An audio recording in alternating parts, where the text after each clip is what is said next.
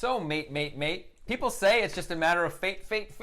I can't handle this anymore. We're talking about 888. 888 Poker is the only way you can qualify online for the World Series of Poker main event this year. A $12,500 package is waiting for you. Check out the 888 lobby. Look at this cornucopia of choices of ways to win that. As little as 1 cent. 1 cent, that is absolutely amazing. And first-time depositors, if you use the code POKERGUYS or the link in the description, you deposit $10, you get $20 free. They just give you the money. Free money. Can't hate that.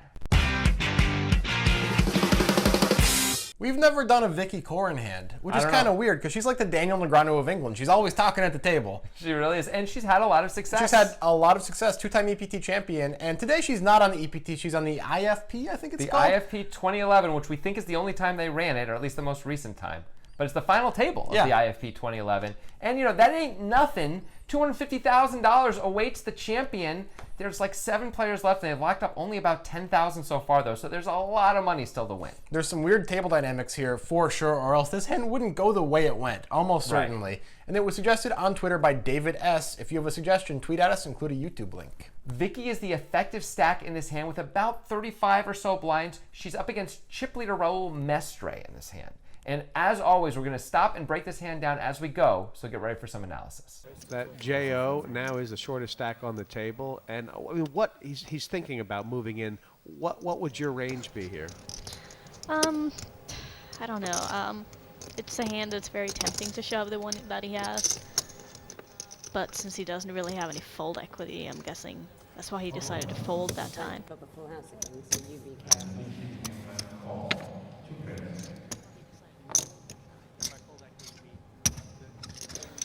I think Raul Mestre is picking on Vicky's big blind. Yeah. Now, let's see if Vicky gives this one up or if she gets stubborn. Now, if Vicky does decide to check raise, it's going to be successful. Is there any it information? Should be. Right. I'd be surprised if it wasn't. Does she have any? I mean, if she starts talking now in check raise, I'd believe her.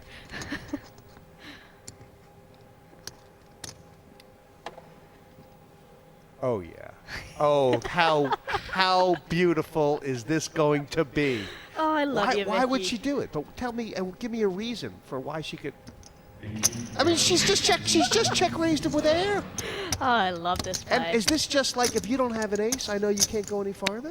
Well, I think that he's going to be folding a lot of hands there. And yet, say all that, it still takes guts to do what she's done. Oh, it takes a lot of guts. I don't yet have you don't see a lot of players doing this. Right, and I like the fact that she's talking now. Not yet, I don't.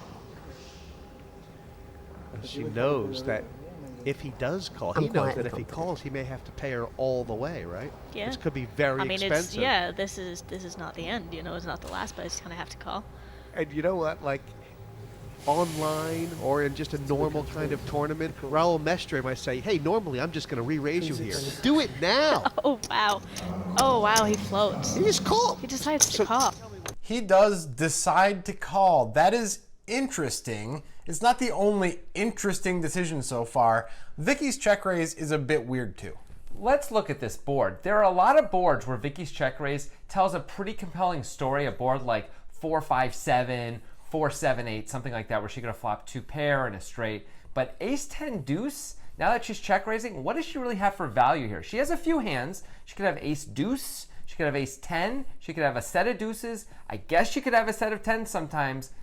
Rarely is she going to have a set of aces. That's it, right? All this to say, it's very uncommon for somebody to check raise with just an ace on this board. If she had ace-jack, it seems like kind of suicide to check raise on this board. Of course, we know that Raul called with queen-3, so it would be brilliant, it would be awesome, it would be Tom Dwan level, but that's not what's going on here. No. This is Vicky Coren deciding, this guy's trying to push me around too much, I don't like it. It's just a weird board to choose. It's not to say that you should never check raise boards like this, but it's uncommon for people to check raise a board like this. Especially against the pre-flop raiser. Now, the fact that Mestre opens queen-3 suited and Vicky decides to make this play on this board speaks to the fact that he almost certainly is trying to run over the table. He is the chip leader at this point, and maybe he's just opening a cajillion hands. That's quite possible. The thing is, as Vicky, wouldn't we want him to fold a fair amount of the time, even if he had a 10 or a pocket pair or a gut shot? Well, maybe he'll fold those sometimes, but look at the size of this check raise. it's very small. It seems like maybe it'll fold out a 10, maybe it'll fold out a pocket pair. Yeah. But if he has king, queen, king, jack, queen, jack,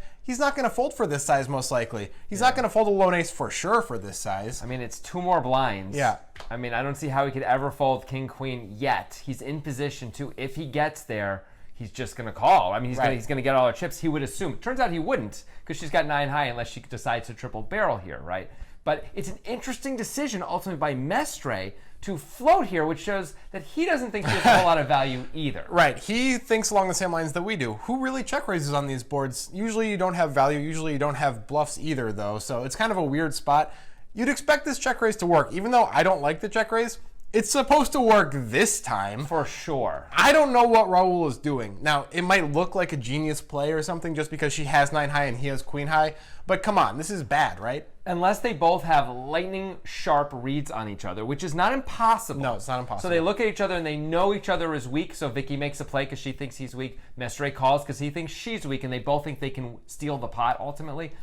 Failing that, I don't know what anyone's doing here. I don't love Vicky's check raise, and I really don't love Mestre's call. No, the thing about Mestre's call is if Vicky has what you're supposed to have for value here, he's never going to be able to get her off of that. So it's not like he can bluff her off of value later. He has to hope that she's already bluffing. That's his only move, is to hope that she's bluffing and he's going to push her off it. Clearly, he's not planning to call down with queen high. That's a big card for Vicky because now she has a flush draw. I mean, now she can... I think this is one of the few cards so she can actually barrel in the spot. Like with her hand and, you know, not having a pair or a draw on most turn cards, I think she would give up. But And- having turned a flush draw, I think she can pretty safely bet again. No, there's 80,000 in this pot. I mean, Vicky has to be understanding. I mean, she's really risking a lot here. This is not just a normal bluff. Oh, definitely. She's risking a lot of chips, so she has to be, you know, pretty confident that she's going to be getting some folds. I mean, we haven't even really seen a check raise before this. This is a check raise and a 2-barrel. And Mestre, who got topped by Vicky early when she had those 3 threes, if she could show him a bluff here, his head is going to hit the roof. Oh, look, he's reaching for chips. No, he's not. He's not. No, he can't be. If he does fold... Oh my God, did he raise? He's raised this? Wow. Now that is that a is strong so play. impressive. Oh my God, he must have the sickest read on Vicky now. I mean, you can't do that without having some kind of a physical How tell. much would you have bet There's then? no way. I mean, what is he thinking to himself? She looks like, is he trying to just represent a queen-king? Is he actually trying to get her to fold an ace here? Well, he probably doesn't think that Vicky would play an ace this way. Do. So what, he's raised 50?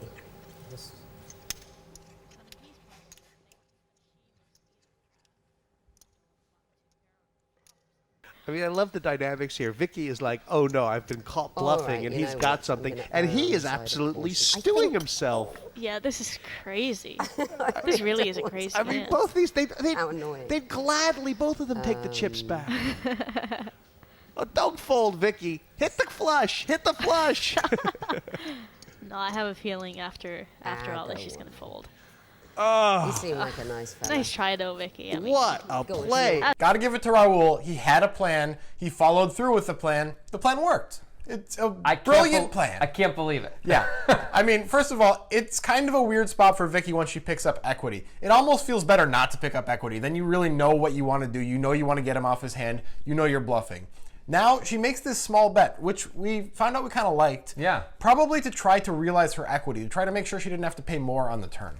If she makes a normal size bet, it's going to be a little too much to try and realize her equity. If she goes all in, it's questionable at best since he just called a check raise. But if she checks, it's going to be tough to call because he probably is going to outprice her, make it impossible for her to call. And if she moves in, well, he just called a check raise. He's probably going to call the move in too. So actually, I kind of love this 30K bet by Vicky. I think it's like brilliant, even though it does not work out. It does not work out. And let's talk first about why Mestre decides to raise. I think clearly it's because this was his plan all along, right? I mean, I would guess his plan was that she would give up on the turn, he would bet, rather than he would raise the turn. But maybe her sizing made him feel like she's not that strong. I'm going to try and blow her off it. That's possible. Oh. That's possible. Now, I don't know if Mestre really was thinking about all these things, or he was just thinking, I don't believe Vicky Coren. I'm going to raise the turn and see if it works. Yeah. I'm going to find out if it works. It works. I mean, one of the things that's really important is as Vicky's making this play, she only has 135,000 left after this 30K bet. So him making it 80 is effectively putting her all in. In a way. I mean, she could call and then be left with 85K. She could, right. But that's a very bad spot to be in with just 9 high flush draw. Like, you may think like she's getting the right price, and in some ways she is. She's getting almost 4-1. That's, in theory, good enough to call. Right. But once she's out of position, so if she gets there or not, she's almost always going to have to check, right? I guess if she gets there, she could decide move to it move and in. hope. It's going to be hard to get called, but depending on what he has, I Yeah. guess.